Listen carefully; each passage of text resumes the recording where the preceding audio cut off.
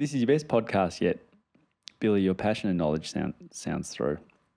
I have an anecdote and a question. I had a similar experience to the one you described in the Fight Club Beautiful Boys podcast. I was at a playground with my daughter where a boy, around 5, very angrily yelled, "Girl!" And he and another boy ran up and pushed her as hard as they could.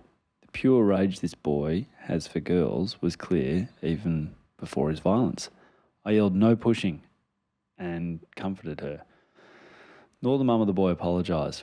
She didn't say anything to him. Having lived the professional experience in this space, the only thing that stopped me from confronting the mother was her pregnant belly and the hopeless look in her eyes, which reminded me of the facts. She's likely experiencing this at home. The hands of the boy's father. This behaviour is modelled at home, and his trajectory is all but mapped out unless something changes. My question is, what can we do for these sort of situations? Is there a teachable moment to make any kind of difference, hopefully with compassion, which I lacked in the moment? What role do you have in the broader community members to collectively raise adjusted boys into men with healthy masculinity?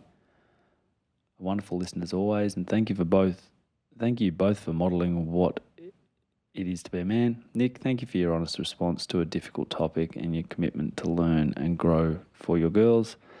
That's why we keep coming back.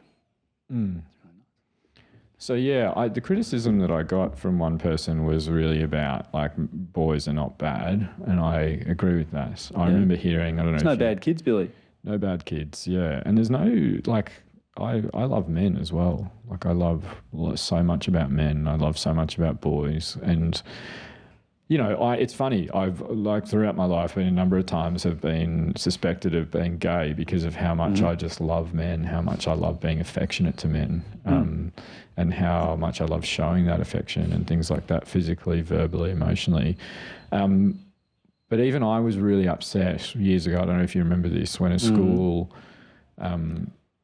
separated all the boys and girls in the school, and they made all the boys stand up and apologise. Yeah.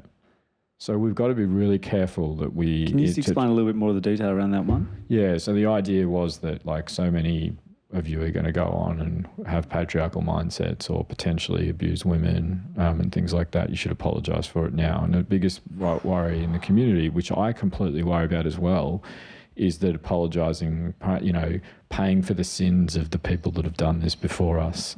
And I don't think that's fair. Like I work really hard. Like someone else on a comment on one of the socials was like, oh, so I was talking about how bad this is. And they're like, so what are you going to do about it besides waxing lyrical on a podcast? And I like started answering, well, I do this and this and this. And then I was like, what am I doing? You know, I don't have time to answer this person.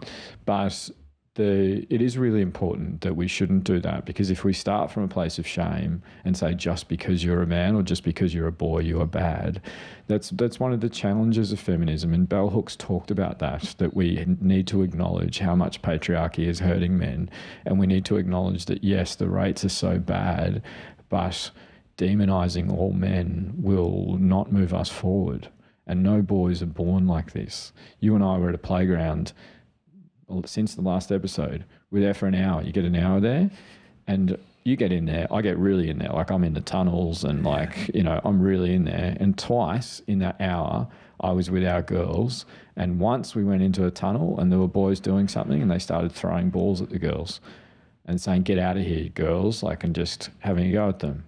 And I was like, "Oh, sorry, bud, we're going to play here," and just turned my back so all the balls hit me. Your daughter didn't even notice it. My daughter was tense. She was frozen up. She was watching them and she couldn't play. So I had to sit there and show her that we could be in that space and they weren't going to get to push us out. Literally 20 minutes later, a completely different group of boys, we were hiding from your daughter around a corner in the playground, and they came over and said, "We want to play here, get out." You know what I mean? It's not uncommon. I was at a playground over summer and I watched a group of primary school age boys using homophobic, racist, sexist comments that were horrible towards girls on the playground. And then you know what happened? A boy came over and tried to play with them, and they said, "That's the screen time kid. Go get back on your iPad, you loser," and started mocking him. then they were like, leave us alone or I'll bash you. And do you know what that little boy said to them? He said, if you let me play with you, I'll let you punch me in the face. So be careful about saying that like this doesn't exist in little boys, because they've learnt that, and maybe not from their parents, maybe from the culture around them and things like that. But the most vulnerable of those boys are the ones that are experiencing adversity in the home, the ones that have learning difficulties, the ones that have ADHD. We need to support and love those boys better. But that's what horrifies me. That's like I have a lot of experience with this. You might say I see the worst kids in clinic. It's usually what's happening to the kids I meet in clinic, not what they're doing to other people. So I hear those stories, and I also see it in my own experience. So I completely agree, boys are not bad by nature, and if that narrative only harms them further. But we need to understand that these views and behaviours are picked up early. We need to guide them better. This podcast is brought to you by Guiding Growing Minds, a social enterprise that aims to give all children the best opportunity to reach their potential and succeed in living rich and meaningful lives.